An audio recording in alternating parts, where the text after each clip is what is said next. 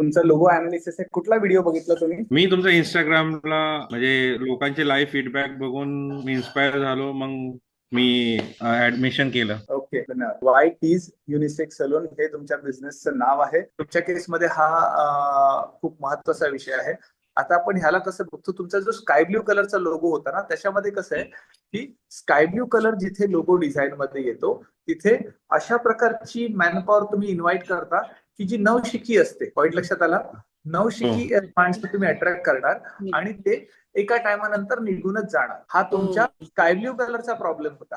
Right sir, right sir. Problem नाहीये तो जो तुम्ही सांगितलं त्या कैचीला असं टोकावरती उभं ठेवलंय म्हणून तो स्टॅबिलिटी येत नाहीये, ते इंटरप्रिटेशन चुकीचं आहे. कारण ते टोकावरती ठेवलंय म्हणजे तो एअर एलिमेंट ऍक्टिव्हेट झालाय, म्हणजे तो ऍक्शन मोड वरती आहे. त्यामुळे तुमच्याकडे कस्टमरचा फ्लो बऱ्यापैकी चांगला आहे. तो ऍक्शन मोड वाला लोगो आहे. तुम्ही खूप ऍक्टिव्ह राहणार, लोक पण काम करणारे ऍक्टिव्ह राहणार. फक्त शिकल्यानंतर सोडून जाणार हा एकच प्रॉब्लेम त्या लोगो मध्ये आहे. हो सर, तेच झालं, तेच होतंय तेच सर. झालंय.